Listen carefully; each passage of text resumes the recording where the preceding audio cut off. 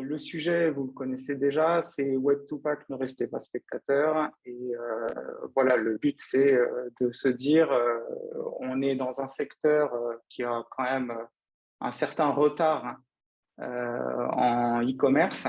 Il y a peu d'acteurs sur le marché. Euh, donc, on va essayer de voir, voilà, est-ce que c'est un feu de paille? Est-ce que c'est quoi l'état des lieux aujourd'hui du marché en 2022? Est-ce qu'il y a vraiment des acteurs euh, qui sont sérieux sur le Web2Pack? Et puis, on va essayer de faire des parallèles avec Antoine. C'est là tout l'apport avec le Web2Print notamment, qui est bien plus mature. Hein. Le Web2Print, c'est une histoire qui a déjà 30 ans, puisque Vistaprint, c'est 95 à la création. Donc, on ne se rend pas compte, mais ça commence à faire. Donc, voilà le menu, mais je vous propose qu'on passe tout de suite à la présentation des intervenants. Donc, on va commencer par Thomas. Allez, j'ouvre le bal. Donc, merci à toutes et tous de nous rejoindre pour ce premier webinaire sur le Web2Pack. Effectivement, donc, je suis Thomas Otax. Pour ceux qui ne me connaissent pas, j'ai cofondé et je préside Paquitou depuis donc, sa création en 2017. Voilà, je vais endosser la casquette de la transphonum des industriels. C'est vrai que mon quotidien, c'est d'être au cœur des industries, au milieu des machines, des méthodes, de la transformation en fait, du process dans un outil numérique qui vise à conquérir et fidéliser des clients en ligne. Donc, j'aurais plutôt cette casquette aujourd'hui. Voilà. On continue hein, dans l'ordre des photos. Donc, Guillaume Poineau, directeur marketing chez Paquitou. Et ça fait 3 ans et demi que je suis chez Paquitou. Mais avant Paquitou, j'ai été directeur e-commerce pendant 5 ans d'une société française qui est en train de devenir ce qu'on appelle une licorne. Hein. Donc, quand je suis arrivé dans cette société, il n'y avait pas de site web, on va dire un gros PDF cliquable, encore moins de e-commerce, personne n'y croyait. Et puis, quasi tout seul, puis après avec une petite équipe, on a quand même monté ce site en 3 ans à 8,5 millions d'euros de chiffre d'affaires, donc qui est quand même un beau site e-commerce, surtout que c'était un site qui ne vendait qu'un seul produit. Donc, quand on vend qu'un seul produit, il faut en vendre un paquet pour faire ce chiffre d'affaires. Donc, on va dire qu'avec Antoine, on aura un peu la casquette des experts e-commerce. Et Antoine, il a la double casquette parce que lui, c'est un imprimeur depuis des années. À vous, Antoine, à toi. Allez, bonjour. Donc, moi, je suis le fondateur et le gérant de Print O'Clock. Print O'Clock, c'est une société que j'ai créée en 2008 après avoir observé, après avoir exercé le métier, on va dire, d'imprimeur en chambre. Hein. Donc, je n'avais pas de machine et donc je répondais aux devis toute la journée, etc. Et donc, j'ai digitalisé un peu mon boulot en créant un e-commerce qui aujourd'hui est intégré sur la chaîne de valeur, donc avec des machines et des personnes. On réalise aujourd'hui, le budget, c'est 15 millions cette année, plus de 15 millions, 70 collaborateurs. Et effectivement, nos canaux d'acquisition étaient quasiment exclusivement digitaux. C'est-à-dire, à part quelques salons, on s'est appuyé que sur les canaux digitaux pour percer. Voilà, et on a essayé d'automatiser évidemment tous les workflows, à la fois en utilisant des produits du marché, hein, des solutions logicielles du marché, en développant aussi beaucoup de choses custom, parce qu'à l'époque, il y avait pas grand-chose. Voilà. Et on y reviendra peut-être, on aura l'occasion, Antoine, d'y revenir après, mais 15 millions d'euros pour un site en France, un site français, on a l'habitude de parler des milliards que fait Amazon. Donc les gens ont l'impression que le e-commerce, c'est déjà un très très beau site français qui se place, je ne sais pas si tu es dans le top 100 en français, mais ça commence à se rapprocher. Et si on prend les sites franco-français, Je pense que oui, ça doit bien être dans le top 100 si on enlève les Microsoft, Amazon. Et voilà, donc c'est 15 millions, ça commence à avoir des vraies problématiques et à être un vrai gros site. Euh, on va faire le petit passage obligatoire, on ne va pas y passer longtemps, mais on va juste vous présenter en six années clés, enfin 6 dates clés, l'existence de Paquitou. Donc Thomas, je te laisse peut-être dérouler rapidement. Rapidement, la plupart des gens qui nous écoutent connaissent, mais qu'on a créé en 2017 Paquitou comme la première place de marché de l'emballage sur mesure en France. En 2018, on accélère avec des premiers signaux très intéressants. On fait une première levée de 500 000 euros. Un de nos enjeux, au-delà de l'acquisition de nouveaux clients et de l'augmentation du business sur la place de marché, c'était vraiment d'améliorer, d'automatiser en fait le point de départ en fait de tout projet, ou en tout cas d'une bonne partie de ce qui arrive en ligne, c'est combien ça me coûte si je fais ce projet d'emballage sur mesure. Donc, du coup, l'automatisation du pricing. Et du coup, en 2019, au lieu de faire simplement un moteur encapsulé dans la place de marché, on en fait carrément un outil logiciel qu'on peut aussi distribuer chez les industriels. Donc, Hype, et on démarre avec un partenaire, NPO, pour le pricing des emballages en carton plat. Voilà. Après, en 2020, on attaque avec un autre client, la société Moco Cartex, l'industrie du carton ondulé. Et en 2021, on a démarré la commercialisation réellement de la solution Hype comme un outil paramétrable avec des données de production, données machines, données opérationnelles, données des matières premières et autres pour pouvoir faire du pricing en temps réel comme un deviseur digital. Et puis, cette année, on démarre les intégrations e-commerce réellement avec l'intégration à plusieurs solutions du marché. Voilà, donc ça, c'est rapidement en 6 points les éléments clés de la structure et de notre évolution. Pour refaire un petit tour, Antoine, sur PrintoClock, si tu veux donner peut-être plus de chiffres ou même que tu fasses peut-être un petit focus sur le fait que vous avez lancé une catégorie emballage aussi sur le site. En gros, Print-O-Clock, aujourd'hui, c'est à peu près un tiers de production numérique, enfin, du chiffre d'affaires qui est réalisé un petit peu moins d'un tiers en numérique petit format, un tiers en offset et un tiers en grand format numérique. Bon, ça, c'est les métadonnées. Après, si on creuse un peu dans l'analyse, effectivement, on a toute la partie objet pub textile qui est en train de croître et effectivement le packaging, donc produit et aujourd'hui essentiellement boîte d'expression pour être plus précis, même si dans les tuyaux on a les étuis, etc. Alors, pourquoi on s'est positionné là-dessus? C'est aussi pour avoir des produits contracycliques. Donc, simplement, nous, on vend initialement à l'origine des produits de communication pure. Et le fait d'aller sur des produits de branding ou des produits d'emballage nous permet d'opérer aussi sur un autre marché qui ne réagit pas aux mêmes règles et donc qui est une attitude plutôt défensive, une stratégie un peu de diversification parce qu'effectivement, quand on gère des équipes, pas mal de personnel, etc., on a vu ce qui s'est passé avec le Covid, évidemment. On est soumis à des aléas très forts. Donc, le fait d'être diversifié, ça nous permet aussi d'avoir des mesures d'amortissement en cas de retournement de marché. Voilà, donc effectivement, on a lancé des produits. Alors, celui qui va vraiment performer, c'est l'étiquette. Donc, l'étiquette produit, qui représente déjà, je dirais, 3% de notre chiffre d'affaires.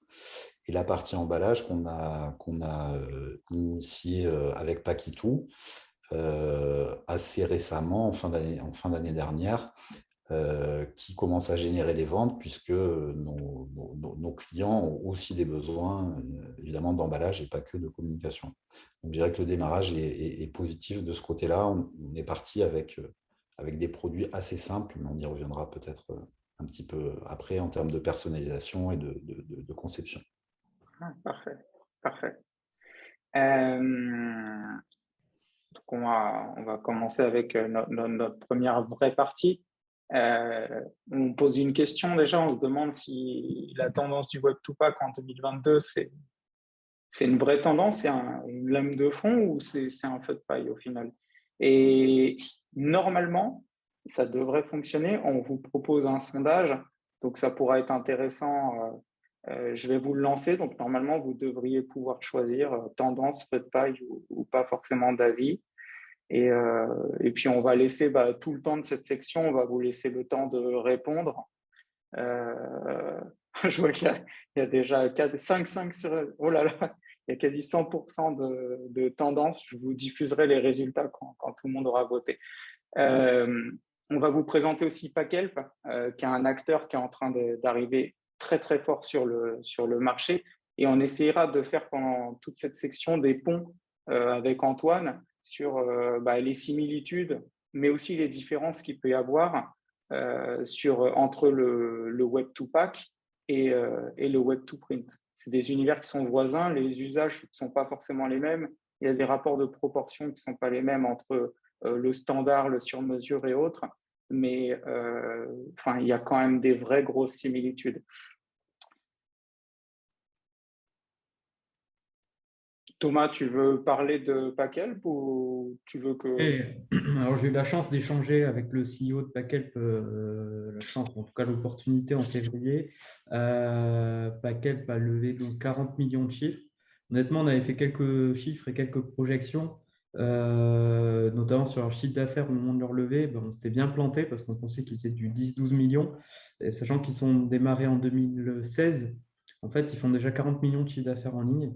Et ils sont sur des croissances à 2-3 chiffres. Donc, je crois que c'est assez simple. La trajectoire de Packelp, c'est de faire du 100 à 200 millions de chiffre d'affaires sous 2-3 ans, et avoir des niveaux de valorisation dits de licorne, donc valoriser plus d'1 milliard d'euros, pouvoir lever à nouveau 100 à 200 millions, et cette fois-ci asseoir vraiment leur emprise sur le continent européen et attaquer le marché américain où, si je cite le CEO, le vrai jeu va se passer pour eux.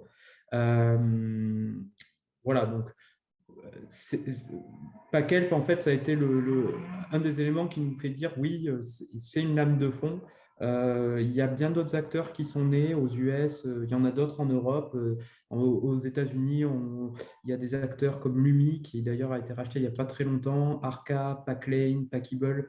En Europe, on a des acteurs Pixar Printing qui appartient à un des leaders, je crois que c'est Simpress qui a Pixar Printing. Antoine, tu me corriges si je me trompe. C'est ça. Il y a Self Packaging en Espagne. Exaprint a largement étoffé sa gamme packaging. Voilà, donc il y a quelque chose qui est en train de se passer avec des acteurs hyper spécialistes.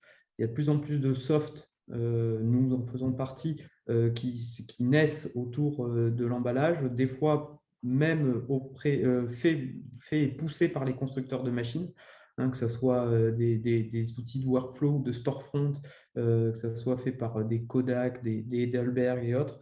Donc, il y a clairement quelque chose qui est en train de se passer et c'est un peu voilà, ce qu'on voulait vous présenter. Packelp étant un détonateur parce que dans les clous de la startup, voilà, très e-commerce au demeurant. Voilà, c'est là-dessus qu'on voulait. C'est pour ça qu'on vous met, si vous avez déjà lu nos articles aussi, qu'on vous envoie parfois en newsletter, c'est pour ça qu'on met ce focus sur Packelp. Packelp, c'est le détonateur. Et il en faut un toujours. Il y a Amazon, il y a Tesla pour les voitures, il y a toujours quelqu'un qui arrive qui met un coup de pied dans la fourmilière. Et là, on pense que eux, ils réalisent pas toutes ces levées et il n'y a pas tous ces investisseurs pour rien. Je vous donne juste très rapidement des chiffres. Ils ont déjà donc 250 collaborateurs, donc ça, vous le voyez sur la slide. Ils annoncent 50 000 clients dans 30 pays. Ça veut dire qu'ils existent depuis à peu près 5 ans, c'est-à-dire qu'ils recrutent, si on dit que c'est linéaire, c'est 10 000 clients par an. Donc, je pense que la plupart d'entre vous, vous n'avez pas 10 000 clients, donc c'est des chiffres qui sont stratosphériques. Ils ont eu le prix aussi de loi de l'entreprise techno avec la croissance la plus rapide en Europe centrale en 2020. C'est un classement qui s'appelle le Fast 50. Donc, c'est vraiment… On ne sait pas par contre combien de fournisseurs ils ont sur leur place, parce qu'au final, ça fonctionne presque comme une place de marché, au final, parce que eux, derrière, ils sous-traitent la plupart de la prod. Donc, franchement… Ils sous-traitent 100% de la prod. Ouais, Comme ils disent, ouais. ils sont une one-side controlled marketplace. Ça veut dire qu'ils contrôlent un côté, ils affichent aucune transparence. Donc, c'est un vrai modèle marketplace en termes d'échange de données. Il y a des clients qui viennent faire des achats et de l'autre côté, il y a des fournisseurs qui les fabriquent, sauf que cette partie-là n'est pas affichée. En tout cas, sur les offres Packel Studio et Packel Plus. Et on pourra d'ailleurs discuter du Packel Pro, parce que si aujourd'hui Packel n'a pas 3 offres, c'est parce qu'il y a différents marchés dans le packaging en ligne. Et c'est là aussi tout l'intérêt de ce webinaire, que d'un peu expliquer les segments de marché. Et en fait, quand on fait du Packel Studio, on répond à une frange. On répond plutôt à une frange qui est similaire au Web2Print. Quand on fait du Packel Plus, on répond à un marché plutôt de la PME et de l'achat déjà un peu plus complexe, ce qui est probablement plutôt le quotidien de nombreuses personnes qui nous écoutent aujourd'hui. Puis il y a enfin le Packel Pro qui n'est même plus en fait un outil de prise de commande en ligne. En fait, ils vendent un outil technologique, donc une solution pour que les marques, donc les très grands comptes, puissent optimiser la gestion de leur projet packaging et de leur supply chain. Donc en fait, Packel, pour gérer la totalité du spectre du Web2Pack, ils ont 3 business finalement. Et c'est là où il ne faut pas se tromper dans le débat. C'est quoi le Web2Pack? C'est assez divers, le panel est assez large et ça ne se concentre pas qu'à vendre 250 boîtes personnalisées en ligne. Alors, on voulait vous montrer cette citation qui est celle du CEO de Packel. Donc, je vous la lis si vous ne voyez pas bien sur votre écran. Mais en gros, il dit que cette étape, donc l'étape de la levée de fonds, intervient au moment le plus mouvementé de l'histoire récente de l'industrie de l'emballage. Je pense que certains d'entre vous confirmeront. En disant de l'industrie de l'emballage que celle-ci connaît les perturbations les plus importantes depuis des décennies, et qu'eux, ils voient ça comme une opportunité unique pour des entreprises comme la leur. Ils disent que créer une entreprise qui est l'avenir de l'emballage personnalisé, c'est maintenant ou jamais, et que grâce à leurs nouveaux partenaires et leurs investisseurs financiers, et leurs investissements aussi financiers, ils sont plus qu'armés pour relever le défi. Donc, moi, voilà, je voulais peut-être ouvrir une petite discussion entre, par exemple, Thomas et Antoine sur est-ce que vous confirmez, est-ce que vous tempérez ce qu'il dit, est-ce que vous n'êtes pas du tout d'accord? Moi, j'aimerais rajouter un truc qui était là aussi dans mon échange avec Bosch Tech. Je lui ai posé la question, je lui ai dit, mais tu n'as pas peur que les industriels qui aujourd'hui jouent le jeu et produisent pour ta place de marché, demain, en fait, aient les armes pour aller en ligne et te disruptent et en fait vendent directement sans passer par toi? Sa réponse est catégorique et j'espère que vous le prendrez comme une source de motivation. Il a dit non, ça n'arrivera pas. Ce n'est pas leur métier, ils ne sauront jamais le faire. Bon, ce en quoi, forcément, chez Paquitou, vu qu'on édite la solution Hype pour que les industriels s'équipent des technologies pour vendre en ligne, en tout cas avoir un accès direct aux clients, à leurs clients et à leurs prospects, on y croit beaucoup moins, mais ils prennent peut-être un exemple que Antoine t'a connu, qui était les premières années du Web2Print, où d'abord ce sont peut-être des sites de vente. Et puis après, il y a un rétro-pédalage ou avec de l'imprimerie en ligne et puis des imprimeurs qui passent en ligne. Enfin voilà, je ne sais pas comment, peut-être tu peux nous redire toi ce que tu as constaté sur Web2Print et est-ce que tu penses qu'il a raison de dire que les transformateurs auront du mal à aller en ligne? Ok, alors, sur la partie web to print, effectivement, ça remonte, ça date un petit peu. Moi, quand je me suis lancé, effectivement, j'avais des imprimeurs traditionnels de labeur, donc des offsetistes, hein, en premier lieu, qui me disaient à l'époque même, non, mais le web, j'y crois pas. Voilà, donc je crois qu'aujourd'hui, les mentalités ont évolué, les gens sont eux-mêmes consommateurs, donc utilisent le web et pour commander différents produits, donc ça a quand même bien changé. Là où je pense qu'il a raison, c'est le point clé pour moi de l'effet waouh et du côté disruptif de Packelp, c'est l'interface utilisateur. Quand le site est sorti, je me rappelle qu'effectivement, moi, ça m'a fait une petite secousse. Donc, il y a l'ergonomie qui était ultra bien pensée et le parcours utilisateur qui était très, très simple.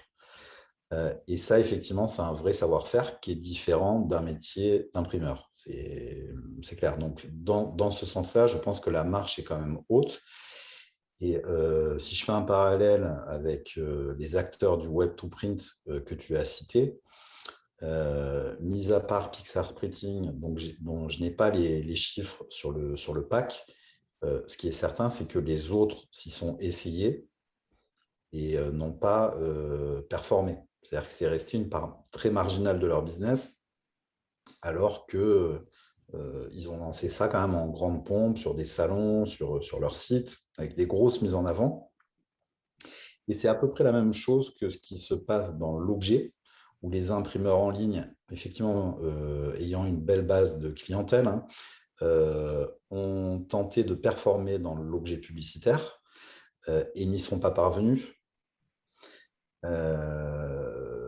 Je pense qu'on a aussi affaire à des métiers de spécialistes. Donc, pour l'imprimeur en ligne, je ne vais peut-être pas rentrer dans les détails, mais j'ai une petite idée de pourquoi ça n'a pas fonctionné par rapport à des super spécialistes comme Obgerama qui fait 30 millions d'euros de chiffre d'affaires.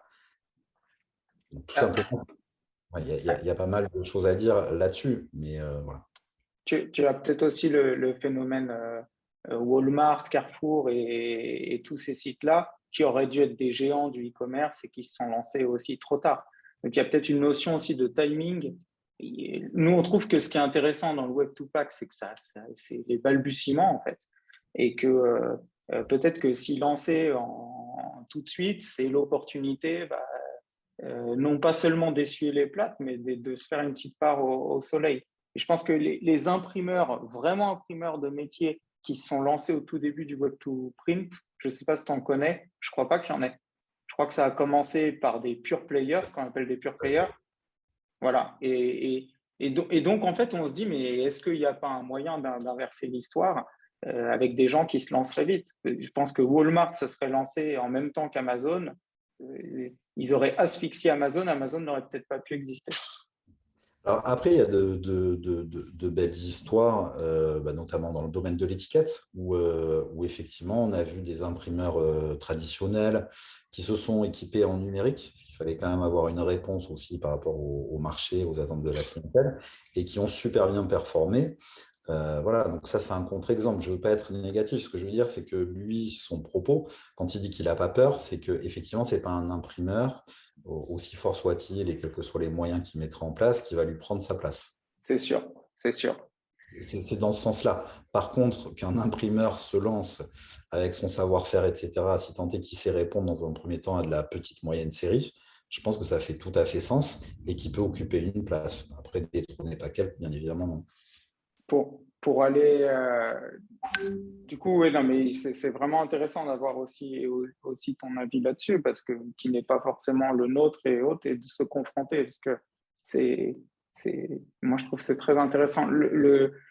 Packelp, qu'est-ce qu'ils annoncent sur ces 40 millions? Ils vont faire quoi avec innover, étendre leur offre, poursuivre le développement en Europe et au Royaume-Uni, leur marché prioritaire, ouais. Peut-être préciser une chose, Guillaume, qu'on a omis de dire quand on annonçait les 40 millions levés, et le 40 millions de chiffre d'affaires, c'est fait sur, et j'espère que vous êtes bien assis, sur 50 produits. Ouais, on l'a juste après. Donc, Ok. mais donc, quand ils disent innover et étendre leur offre produit, Oui, ils n'ont rien aujourd'hui. ils ont de la marge, quoi. Je veux dire, Ils n'ont pas grand-chose. ils peuvent encore faire beaucoup, beaucoup mieux, quoi. Ils ont de la marge partout parce qu'ils ne sont pas présents aux US. Donc, non, non. Et là, en plus, ils vont mettre un gros focus sur la France parce que, notamment, il y a un fonds d'investissement français qui est autour. Hein. Ils veulent construire des services pour les grandes entreprises, donc aller de plus en plus vers les grands groupes. Donc ça, je sais qu'il y en a beaucoup d'entre vous qui se disent oui, mais moi, mon précaré aussi, c'est les grandes, l'agro, c'est les grandes, la cosméto, c'est des géants qui passeront jamais les commandes en ligne. Oui, Pachelp, ils annoncent déjà travailler avec des très gros et ils veulent mettre le focus là-dessus avec des outils de plus en plus performants, métiers, à destination d'acheteurs PAC, donc de réels spécialistes qui sont aujourd'hui certainement les gens qui achètent des emballages chez vous. Donc, et investir 2 fois plus dans la technologie, c'est notamment ça. C'est notamment construire des vrais outils métiers. Ils ont déjà une offre qui s'appelle Pachelp Pro, si je ne dis pas de bêtises, qui est un vrai outil d'achat, mais un outil métier. C'est-à-dire que ça n'est pas l'interface site web classique. Voilà, ça donc Thomas l'a déjà dit, mais en fait 40 millions de CA uniquement avec une cinquantaine de standards personnalisables.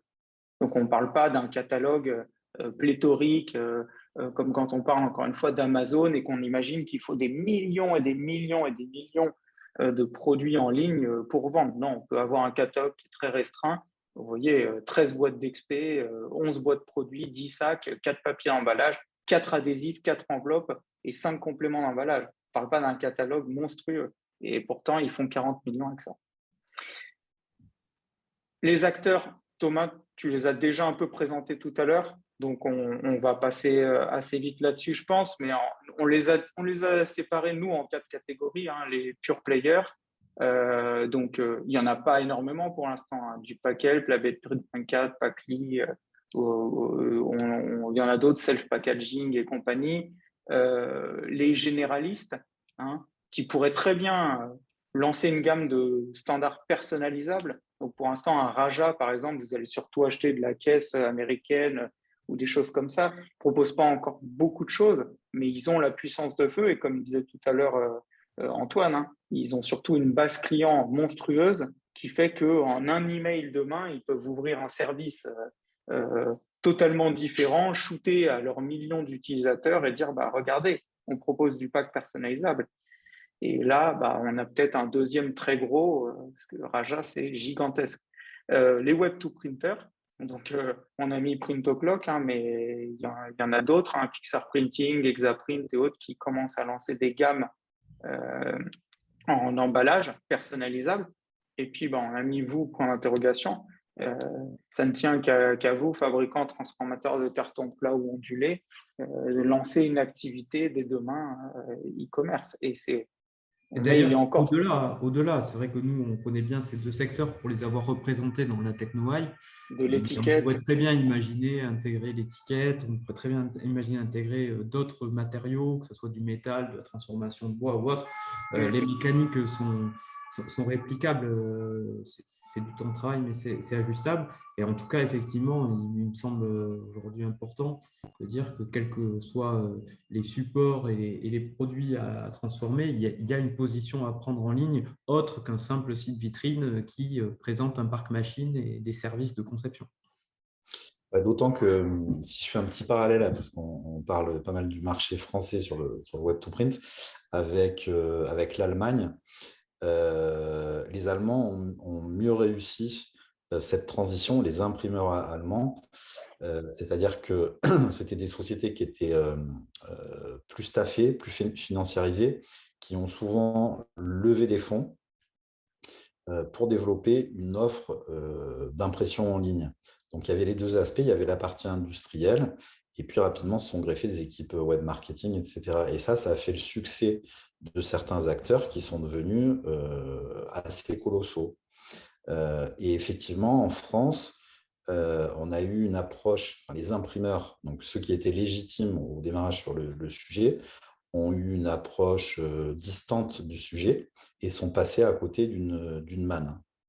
Et aujourd'hui, par exemple, nous, on est sur la région de Toulouse. On est devenu le plus gros imprimeur toulousain, alors qu'on est parti de rien, qu'on n'avait pas de machine, pas de savoir-faire de métier, on va dire, au départ. On a construit tout ça, et c'est pas faute d'avoir été tapé à des portes au départ, sauf qu'elle restait fermée, et chacun restait sur son précaré. Donc, c'est en France les pure players qui ont pris le marché, mais qui sont restés à des tailles plus réduites que ce qu'on peut voir en Allemagne. Le vrai facteur clé de succès, c'est d'arriver à lier ces deux composantes, à savoir la partie industrielle métier et la partie digital marketing. Euh, je vous partage du coup les résultats donc vous n'avez pas tous répondu, vous êtes 15 à avoir répondu. Tendance à 73%. Il y a des gens qui répondent encore. Et pas d'avis pour 4 sur 16. Donc, on espère que peut-être vous changerez d'avis ou pas, hein, du coup, que vous rejoindrez l'équipe Feu de Paille qui est à 0%. Mais voilà, intéressant. Intéressant de se dire que personne ne pense qu'en tout cas, ça ne survivra pas. On va passer au prix du Web2Pack. L'idée, c'est de se dire, est-ce que, en gros, est-ce que c'est un marché où je vais devoir casser mes prix pour exister en tant que fabricant d'emballage? Est-ce que c'est un marché où je ne vais pas pouvoir exister parce que je ne vais jamais savoir me placer? Voilà, on vous montrera tout ça. Je n'ai pas la légitimité de prendre ce marché, donc on voudrait montrer que tout ça, c'est certainement des Et fausses Guillaume, idées. on est déjà en train de poser la question du comment je vais me placer, etc. Mais ce qui est étonnant, parce qu'on a fait un pas en avant il y a 4 ou 5 ans, quand on a démarré Paquitou, la première des questions n'est pas de savoir comment je vais apparaître, comment je vais me placer.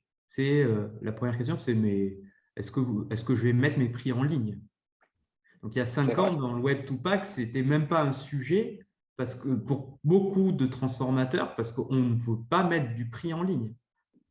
C'est Ce qui vrai. est l'opposé du web. Donc, le web, il faut avoir accès à cette information très vite. Ça permet de comparer, d'identifier, de réfléchir, de mûrir, tout ça de façon autonome et automatique pour ensuite peut-être déclencher un acte. Mais c'est là où c'est intéressant de voir quand même que dans les mentalités, déjà, nous, on est en train de dire, ah oui, mais en fait, ça donne quoi en termes de positionnement prix? Mais il y a quelques temps, vraiment, mes discussions étaient plus sur convaincre que oui, on met des prix en ligne, même dans le pack. C'est Et, possible. et, et par ailleurs, on essaiera de fermer cette section rapidement avec Antoine aussi, qui nous parlera peut-être de la guerre des prix. C'est une véritable guerre des prix qu'il y a dans le Web2Print. Et bon, on va vous montrer ce qu'il en est dans le pack, mais sur le secteur, mais parce que c'est normal, c'est un secteur qui est bien plus mature. Donc en 30 ans, des acteurs, il y en a eu, il y en a qui sont morts, il y en a qui ont émergé. Et donc là, on est à une phase où vraiment ça. Enfin, tu nous diras ce que tu en penses, hein, Antoine, mais il y a une véritable guerre des prix. Tiens, Thomas, si tu veux présenter juste le premier pack qu'on Ouais. avait. Alors, bon, on vous donnera de toute façon accès à la présentation et puis on vous remettra les liens vers les articles. On avait fait un article vraiment d'analyse comparée des prix sur plusieurs acteurs. On a monté quelques slides. Je vois le temps qui passe, donc je ne sais pas si on aura forcément le temps de tout expliquer. Non. Mais effectivement, voilà, on a essayé d'opposer la boîte à oreilles, le FEFCO 427, l'hyper standard de la boîte e-commerce en impression une couleur pour 2500, 5000, 10 000. On aurait pu rajouter quelque chose à 100 et 500 pour voir aussi sur les petites séries ce que ça donnait. En tout cas, là, c'est ça. Et puis, on a fait un deuxième comparo.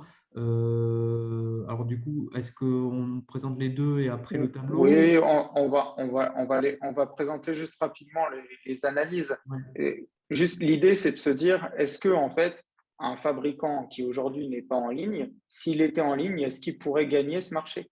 Ou est-ce qu'en fait, en plus, Paquet d'être hyper présent, de faire de la pub, d'avoir un super site, est-ce qu'en plus, il propose des prix qui sont imbattables et un service imbattable?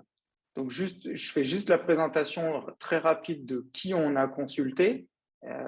Et ensuite, Thomas, rapidement, juste expliquer pourquoi c'est un marché qu'on n'estime pas si difficile. Sur ce FEFCO 427, une couleur, un Français pourrait tout à fait gagner un transformateur de carton ondulé français qui n'est pas en ligne avec un site, pourrait largement prendre le marché. Donc, on a consulté Packelp, on a consulté un premier fabricant français qu'on a appelé Occitanie Pack, un deuxième qu'on a appelé Aquitaine Pack, on a consulté un espagnol, donc on appellera Iberico Pack, un portugais Lusitanie Pack, un polonais. Donc, c'est intéressant parce que Packelp, c'est polonais. Je ne sais pas si on l'a précisé tout à l'heure. Donc, un polonais, mais là en direct, un gros fabricant. Et ensuite, un autre site concurrent de Packelp qui est italien, mais qui lui propose des services avec. Vous voyez, Packelp, c'est 31 jours et lui, il peut expédier en 8 jours, mais totalement hors marché. Donc, Thomas, je ne sais pas si tu veux juste. Voilà, si on se concentre rapidement là-dessus.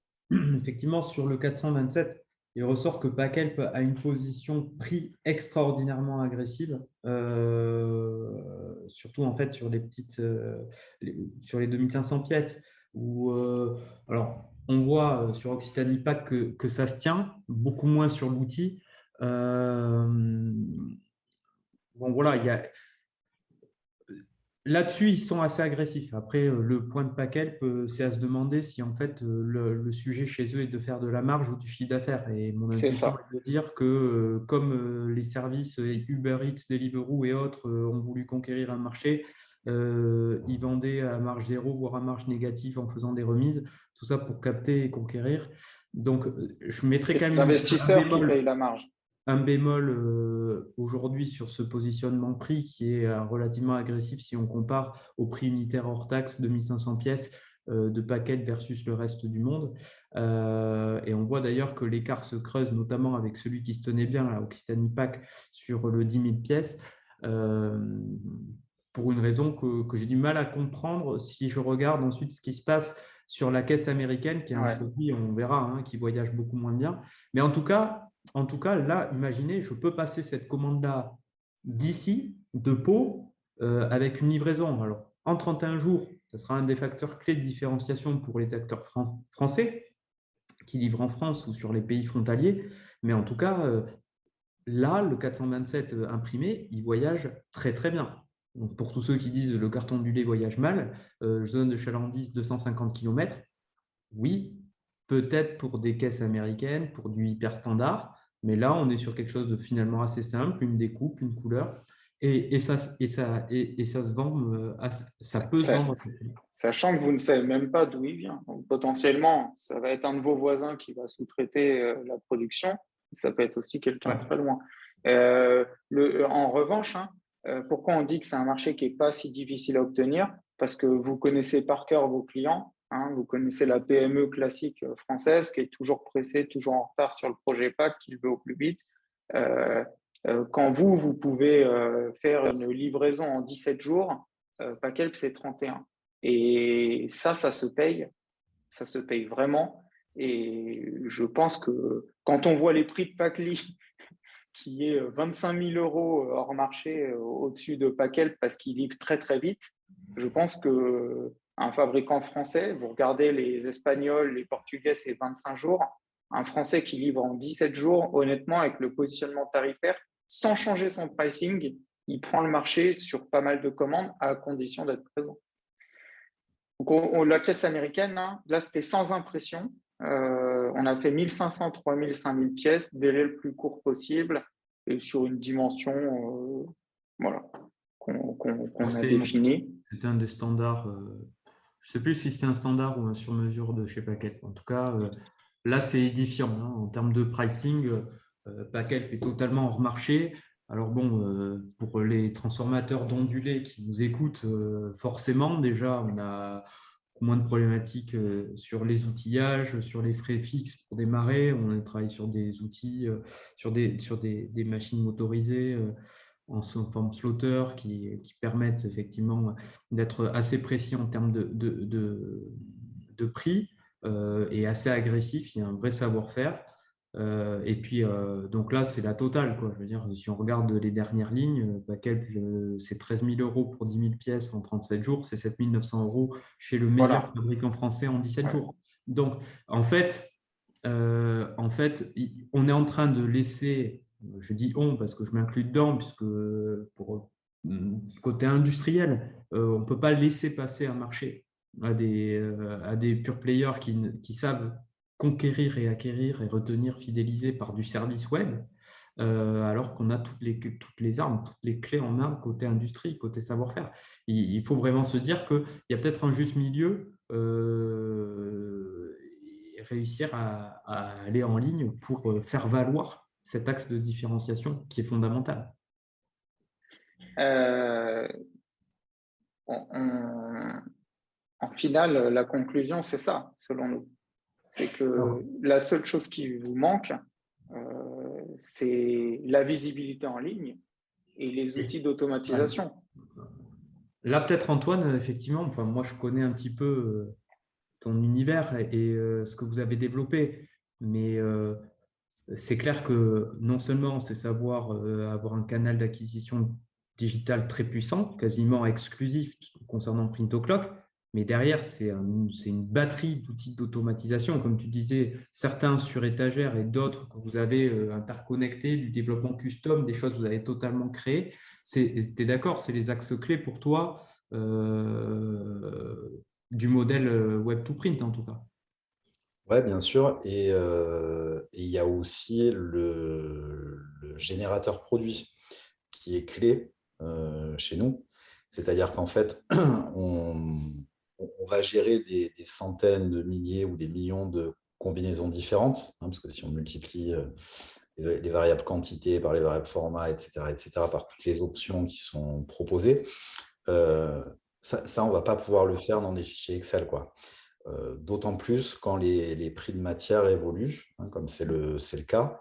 Donc, dès lors que vous allez avoir besoin d'ultra-réactivité pour mettre à jour vos prix, il faudra que derrière, vous ayez un système de pricing qui soit pensé pour réagir vite et en touchant quelques paramètres. Chez nous, ça va être le prix du papier au kilo en fonction des différents grammages qui bougent tous les mois. Vous allez pouvoir régénérer toutes vos combinaisons. Donc ça, c'est aussi un facteur clé qui permettra aussi de faire dans le cas du packaging, potentiellement, et je pense que c'est aussi l'offre d'Hype, si je Oui, m'abuse. tout à fait. Ce que tu appelles le générateur, nous, c'est le configurateur Hype, générer des millions de combinaisons possibles si j'ai de l'impression, j'ai un Mac, j'ai de la sérigraphie, j'ai un vernis, j'ai un pelliculage, j'ai des options de vernissage sur carton ondulé, etc. Et que je ne veux pas avoir effectivement toutes ces combinaisons représentées dans une liste Excel très dure à maintenir dès lors qu'on a comme tu disais, hein, et surtout dans la période actuelle, des modifications tarifaires tout le temps. Ouais, c'est ça. Mmh. C'est ça. Et puis même de pouvoir vendre des produits. Dans le packaging, c'est encore plus vrai, je pense, que dans le print, avec des dimensions, entre guillemets, qui n'ont jamais été devisées, quoi. Hein, qui ne sont pas en base de données, quoi, des dimensions variables. Nous, on a ça dans le grand format, par exemple, les bâches, etc. Là, il y a une multitude de variables. Il y a la longueur, la largeur, il y a le nombre d'œillets, l'intervalle entre chaque œillet, le type de finition, est-ce que c'est cousu et autres. Bon. Bref, il y a tout un tas de variables. Et si ça, on ne l'administre pas en back-office, bon, on ne peut pas offrir une offre riche au consommateur final. Tout à fait. Donc, la slide a vocation à être rassurante. Hein. C'est en fait la qualité, le service, c'est votre métier. Vous savez exactement ce qu'il faut faire. Le prix, vous l'avez aussi. Et ça, c'est peut-être l'info que vous apprenez aujourd'hui. La transparence et le fait qu'on sait d'où vient ce que j'achète, vous l'avez. Et il vous manque quoi, en fait? La visibilité et les outils. Et ce qu'ont, en fait, qui sont les seules choses, au final, qu'ont les leaders actuels du Web2Pack. On Ils peuvent apporter. a Ouais. oublié quelque chose de vraiment important, je dirais, c'est le mindset. C'est vraiment l'état d'esprit de se dire je peux y aller, je saute et puis je verrai bien après. Mais vraiment, cette volonté de se lancer et embarquer effectivement ces équipes. Parce que quand on parle aujourd'hui ces mots de transformation numérique, de conduite du changement, là, ça s'incarne totalement dans ce type de projet pour un transformateur, comme ça a été le cas pour de très nombreux imprimeurs qui sont allés en ligne et qui aujourd'hui performent et sont très heureux d'avoir ce canal d'acquisition et ce relais de croissance. La transition, elle est toute trouvée, du coup. C'est quoi nos conseils pour vous lancer? Et comment on peut créer une stratégie Web2Pack quand le web, c'est pas son métier, quand le e-commerce, voilà, on est consommateur ou même pas d'ailleurs, et qu'on peut, qu'on se dit, bah, ça y est, en fait, moi, effectivement, j'ai envie d'y aller, quoi. Euh, on, on- on a commencé par une slide hyper basique au final, mais qui est, c'est quoi une vente en ligne? Et au final, une vente en ligne, c'est une vente.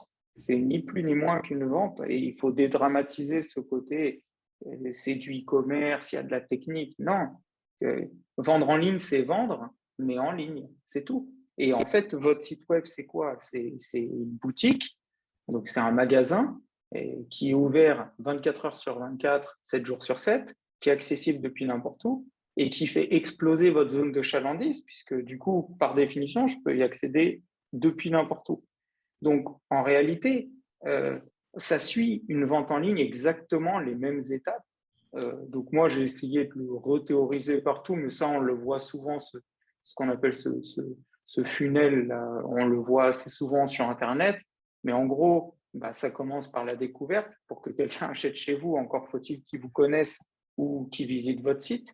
Puis l'intérêt, parce que votre site, ça va devenir votre premier vendeur, donc il doit être un minimum joli pour séduire et potentiellement transformer des visiteurs en prospects, donc c'est-à-dire qu'ils considèrent qu'ils vont pouvoir acheter sur votre site. Puis après, vous allez arriver à l'étape de conversion. Donc pour finaliser une vente en ligne, il faut être rassuré et il faut se dire, bon, le site est simple, j'ai vu que c'était sécurisé, je peux y aller, c'est pas une escroquerie. Et puis la fidélisation, hein, on rappelle un chiffre qu'on apprend partout en école de commerce, mais qui est que fidéliser un client, c'est 5 à 10 fois moins cher qu'en recruter un nouveau. Et c'est peut-être même encore plus vrai aujourd'hui qu'avant. Vu l'explosion des coûts des pubs en ligne, c'est voilà. Donc en fait, en réalité, il n'y a pas, à se dire c'est compliqué. Non, il faut juste y aller en fait. Donc là, je voulais peut-être, Antoine, toi, tu vas pouvoir amener des points intéressants parce que le e-commerce, c'est ton activité à temps plein au final. Mais nous, sur les points clés qu'on a listés pour un transformateur, par exemple, ou un fabricant, en tout cas, d'emballage, et qui sont vos points forts en tant que fabricant français, c'est expédier rapidement, voire gratuitement quand vous le pouvez. Hein, ça va être un avantage clé et énorme par rapport à la concurrence étrangère. Donc, on pourrait dire offrir notamment les frais de port, soit à vos clients actuels, soit à vos meilleurs clients, soit aux gens qui sont dans votre zone de chalandise. Suivre les codes, essayez pas d'inventer des choses. En fait, le e-commerce, c'est hyper normé. Euh, c'est des gens qui font des tests sur des millions et des millions et des millions d'utilisateurs. Donc, en fait, il faut se dire que si c'est fait comme ça, c'est que ça doit être fait comme ça. Il ne faut pas chercher non plus à être le plus original. Ça, je pense que Antoine, tu seras d'accord avec moi. Quand on va sur Print O'Clock, on ne prend pas une claque graphique avec des menus en triangle qui clignotent dans tous les sens. Non, il faut être efficace, il faut prendre ce qui marche, il faut copier les autres, il ne faut pas hésiter. Et puis, voilà, là-dessus, Packelp et autres font du très, très bon travail. Donc, il n'y a pas besoin d'inventer quelque chose. Rassurez vos visiteurs, ça c'est hyper important parce que vous allez arriver par définition, vous allez être inconnu. Et donc, ça, il faut absolument que vous soyez rassurant sur le site, hein, notamment dire avec qui vous travaillez déjà, depuis combien de temps vous existez et autres. Et puis surtout, pensez votre catalogue. On a vu tout à l'heure que Packelp, c'est 40, 50 produits. Oui, mais c'est pensé. C'est des produits qui sont demandés. Voilà, il faut vraiment découper votre catalogue pour le rendre le plus visuel possible. On va prendre un exemple qui est très simple. Votre boîte à oreille avec impression encre blanche, et ben, c'est peut-être pas la même fiche produit que votre boîte à oreille avec impression encre noire. Pourtant, potentiellement, c'est le même produit pour vous, c'est la même construction, c'est les mêmes tailles. Oui, mais visuellement sur Internet, une boîte avec une encre blanche, une boîte avec une encre noire, pour moi, c'est deux produits. Donc, je dois avoir deux fiches produits, même quitte à couper et à découper artificiellement ce catalogue. Je ne sais pas si tu as des choses, Antoine, qui te viennent à l'esprit, qui seraient aussi des conseils. Ouais, il y a quand même un sujet, c'est l'expérience utilisateur et le budget du site. En général, la démarche est de se dire bon, ben, combien ça coûte de faire un site, mais en fait, ce n'est pas juste un one-shot. Un site, ça s'entretient, c'est comme une force de vente ou un réseau de magasins. Ben, on va changer la devanture, on va rafraîchir, ajouter des promotions permanentes, etc. Donc, il faut se dire que c'est un projet en mode continu et pas un one-shot où on met un budget une fois et on attend des résultats de suite. D'autant plus qu'il va falloir, et ça c'est la partie expérience utilisateur, tester des choses. Moi, je me rappelle que quand j'ai créé Print O'Clock, j'avais mis sur ma homepage donc, de suite un formulaire prix qui permettait de choisir tous les produits du catalogue. Le formulaire se rechargeait en fonction du produit présélectionné.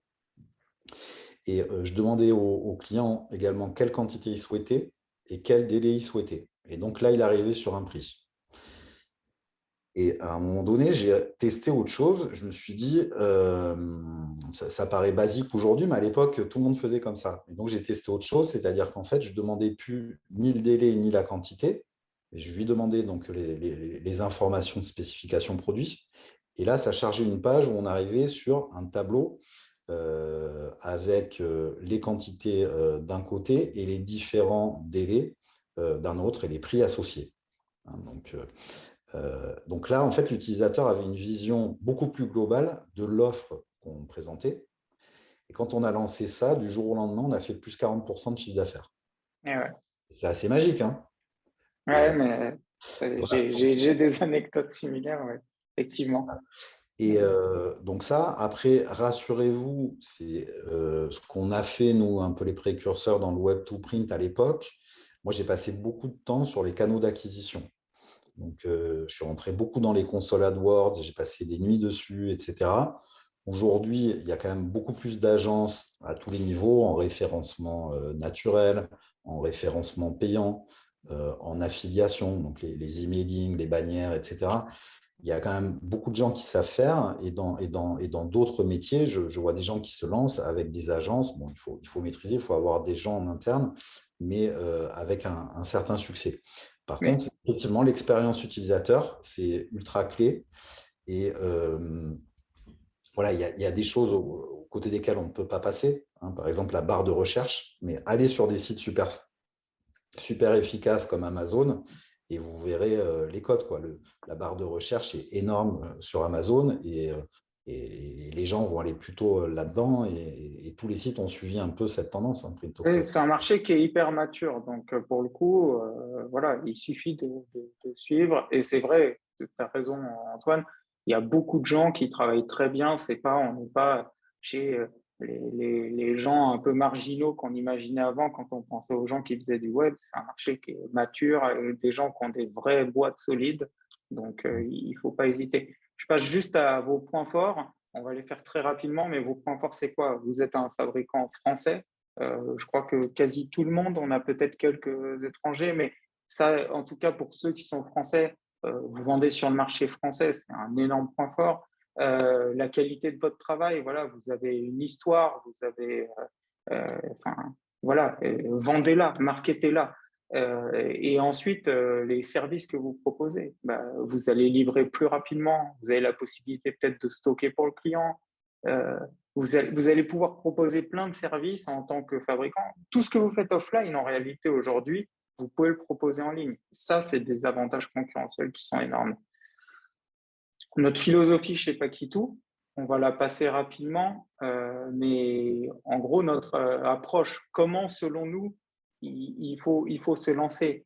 Eh ben, c'est simple. Le plus important, je pense, il faut commencer par constituer votre catalogue. Qu'est-ce que vous voulez vendre sur le site? Ça, c'est super important. quitte à, comme je vous disais, découper artificiellement des produits et le penser visuellement. Donc ça, inspirez-vous des packaging et autres.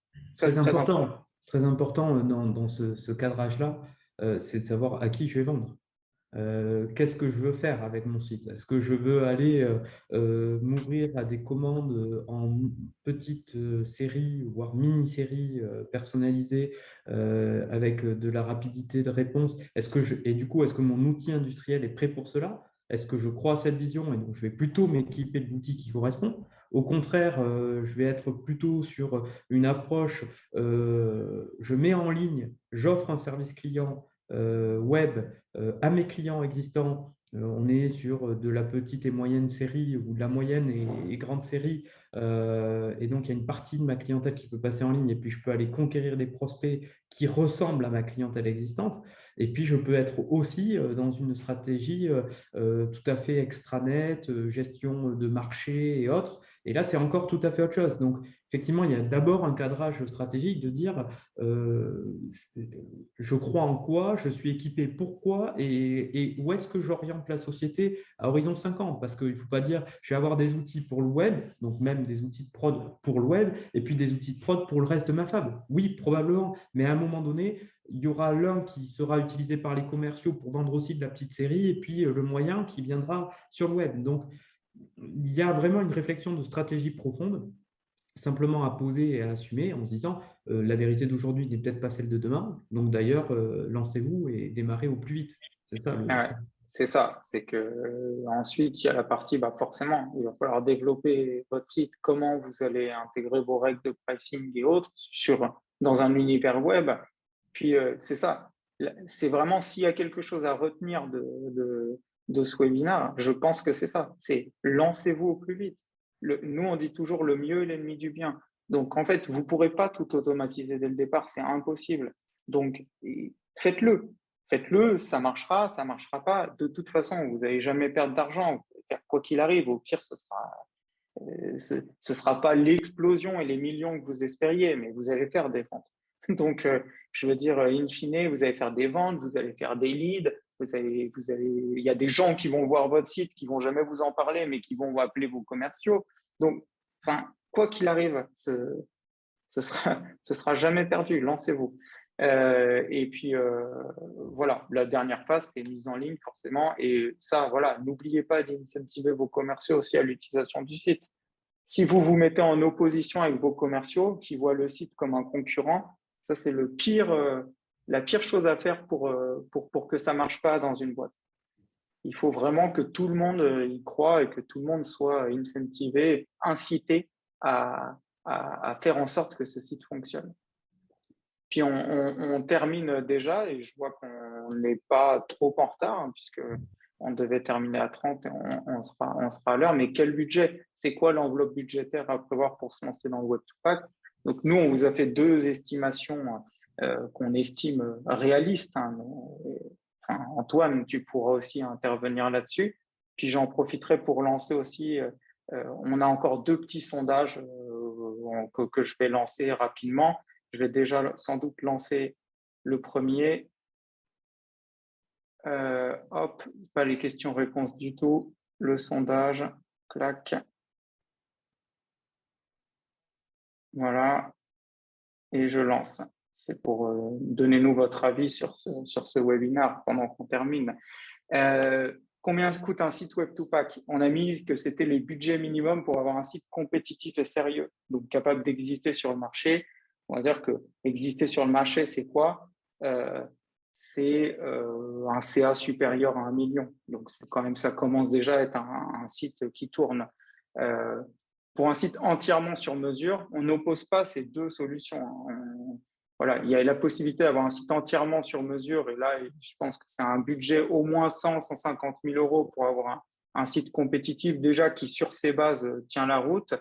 Mais il va vous falloir, dans un site entièrement sur mesure, vous allez utiliser que des technologies e-commerce, donc pas d'outils métiers. Et là, il va vous falloir une très grande profondeur de catalogue.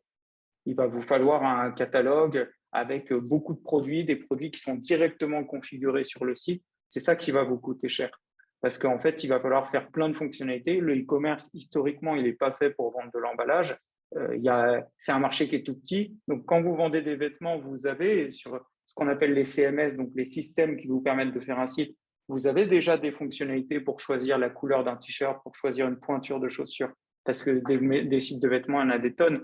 Mais pour aller choisir une impression, un marquage, ajouter des frais de clichés, permettre potentiellement de la recommande, enfin, toutes ces fonctionnalités qui vont être très importantes pour vous, elles n'existent pas. Il va falloir les développer de manière, enfin, sur mesure pour votre site. C'est ça qui va vous coûter cher. Et puis, c'est la contradiction, c'est que sur un site entièrement sur mesure, donc avec que des technologies e-commerce, vous n'allez pas avoir la possibilité de vendre du sur mesure, à moins de vous-même vous construire un logiciel comme nous, ce qu'on a fait avec Hype. Mais donc, ça va être, vous n'allez pas pouvoir calculer des prix en temps réel. Donc voilà, c'est une option qui est viable pour les gens qui vendent beaucoup, beaucoup, beaucoup de standards et qui ont une activité de négoce, par exemple. Et ensuite, il y a l'outil avec un outil métier intégré, donc comme ce que nous on propose avec Hype. Et là, le budget, il est sans doute divisé par 3, hein, parce qu'à partir de 50 000 euros, vous pouvez avoir un site avec qu'on va appeler vitrine, donc avec vraiment les images, donc certainement comme des sites que vous avez déjà aujourd'hui. Et ce site-là, on va cliquer sur l'image du produit qu'on veut, puis on va le configurer en ligne et on va juste revenir vers le site e-commerce pour payer. Et en fait, ça va vous permettre quoi? Ça va vous permettre de démarrer avec un catalogue beaucoup plus restreint. En fait, ça va être le champ de vos possibles et vos produits seront paramétrables. Et puis, voilà, vous allez pouvoir vendre du standard qui sera potentiellement préconfiguré sur l'outil et du sur-mesure. Donc voilà, c'est à peu près les deux options. C'est pour l'enveloppe. C'est pour l'enveloppe, hein, l'enveloppe du site. C'est l'enveloppe budgétaire pour l'enveloppe du site. Mais j'anticipe, sinon Antoine, il va nous taper sur les doigts en disant, attendez les gars, après ça, il faut mettre du fuel.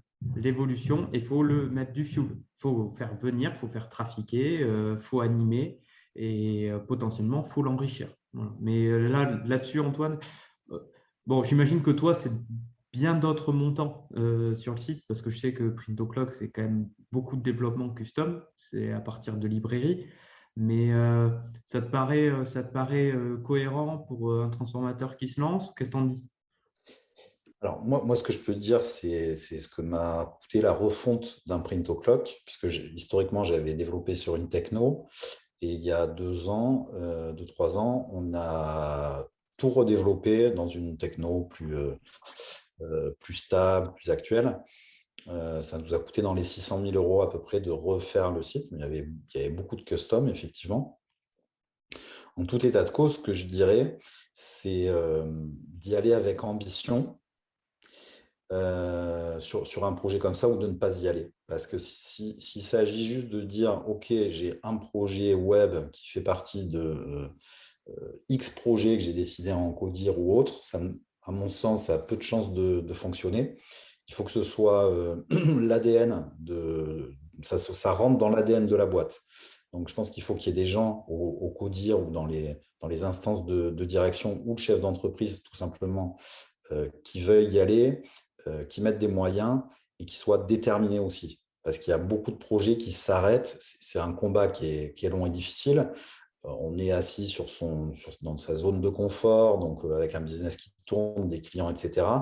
La marche paraît haute, mais par contre, l'enjeu est quand même super intéressant, d'autant qu'il y a un point clé qu'il ne faut pas oublier.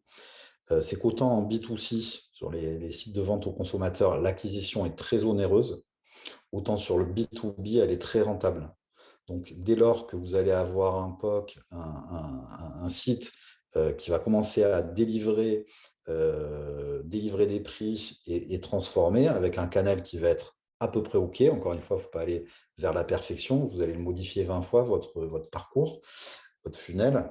Vous allez pouvoir scaler facilement parce que l'acquisition est peu onéreuse. Donc, scaler, hein, c'est grossir, Pardon. passer à l'échelle. Mais en tout cas, je ne sais pas ce que tu en penses, Thomas, mais je pense que c'était une super conclusion du coup en plus. Donc, je lance un dernier sondage pendant que tout le monde va quitter la conférence, mais pour vous demander voilà, si on avait quelques idées pour faire des prochains webinars. Donc, si vous voulez y assister, vous avez la possibilité de voter sur les sujets qui vous intéresseraient. On sera, nous, au C-Print du 10 au 12 mai et on anime une conférence notamment avec Sarah Esca, donc la présidente de Moco Cartex, qui vient de lancer un site marchand qui doit avoir une dizaine de mois, je pense. Et voilà, si vous êtes à Lyon dans ces dates-là, passez nous voir. Et moi, je dirais quand même, j'ai aucune action chez Hype, c'est évident, je m'occupe de Print O'Clock, etc. Mais ne laissez pas passer le train comme l'ont fait les imprimeries de la beurre offset en France. Quand on voit les machines de guerre qui ont été générées en Allemagne, ça serait trop bête de laisser passer ça. C'est pas trop tard, loin de là. Il faut associer à vos compétences métiers des compétences digitales. Et il y a un supermarché à capter, quoi. Bon. Merci. Thomas, tu veux le mot de la fin avant qu'on remercie? Je suis ravi. Franchement, ça faisait longtemps que je voulais qu'on fasse un webinar. On l'a fait. J'espère que vous avez pris autant de plaisir à nous écouter que j'en ai pris en tout cas à y participer. Merci à Guillaume pour l'organisation, les sondages, la technique et les idées, et puis aussi ton apport sur l'e-commerce. Et un grand merci Antoine. Je sais que ton agenda est hyper occupé entre Print O'Clock et Yoga, également cette marque de produits autour du CBD que tu as lancé avec aussi beaucoup de conviction, avec une filière France, enfin plein de choses. Donc pour ceux qui ne connaissent pas bien Antoine, je vous invite à aussi le suivre sur LinkedIn et à beaucoup de choses à partager et à apprendre de lui. Voilà, donc un grand merci à tous les deux, un grand merci à nos participants. Et puis, à bientôt au C-Print, par email, par téléphone, vous avez nos coordonnées. Merci pour l'invitation. Merci à tous et au revoir. On va maintenant fermer la session. Au revoir. Bonne soirée.